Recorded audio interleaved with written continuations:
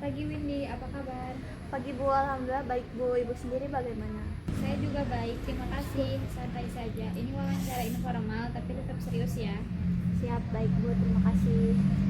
Nah, saya sudah baca CV kamu. Ini lulusan IPS ya. Boleh diceritakan sedikit tentang latar belakang pendidikan dan aktivitas kamu setelah lulus?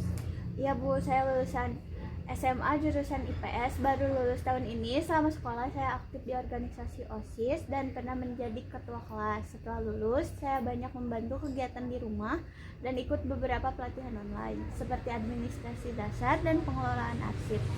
Saya juga sering membantu mengatur barang di rumah, semacam melatih diri sendiri agar terbiasa kerja rapi dan terstruktur. Menarik ya.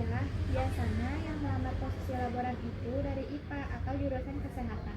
Kenapa Windy tertarik ke posisi ini?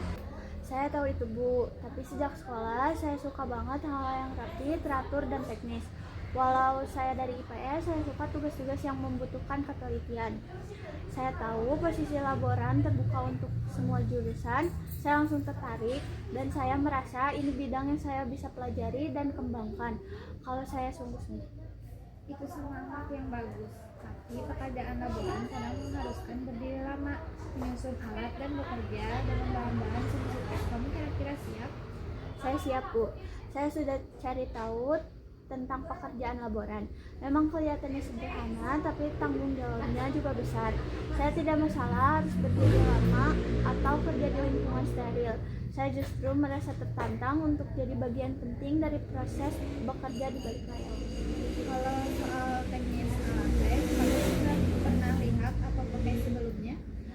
Secara langsung belum Bu, tapi saya sudah nonton banyak video di YouTube soal cara kerja dan fungsi alat dasar lab. Jadi saya punya gambaran walau masih perlu bimbingan pastinya. Bagus Windy, termasuk orang yang sama ya? Ya Bu, saya suka belajar hal baru, terutama kalau itu berkaitan dengan kerja. Saya lebih suka praktik daripada teori, karena bisa langsung paham cara kerjanya. Bagaimana kamu menghadapi tekanan atau lingkungan kerja yang ketat? Saya bisa tarik napas dulu Bu, tenangin diri, terus saya urutkan mana yang harus dikerjakan terlebih dahulu. Waktu sekolah juga saya kadang suka hektik pas ngatur acara, tapi saya bisa tenang dan jalin bareng tim. Saya percaya semua bisa dikerjakan kalau nggak panik. Kalau kamu diminta kerja dengan shift dan masuk di hari libur tertentu gimana? Saya siap Bu, saya belum punya tanggung jawab apa-apa, jadi bisa fleksibel ikut jadwal yang dibutuhkan. Kerja shift atau weekend gak masalah, selama saya diberitahu sebelumnya. Baik, kalau boleh tahu apa tujuan atau harapan kamu dari pekerjaan ini? Saya ingin belajar dan berkembang Bu. Saya ingin punya pengalaman nyata di dunia kerja.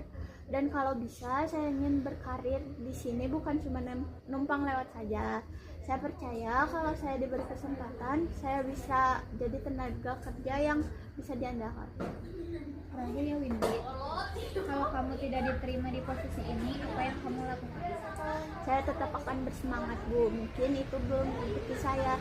Saya akan terus belajar dan cari peluang lain sambil terus mengembangkan diri. Tapi kalau diterima, saya berjanji akan memberikan yang terbaik.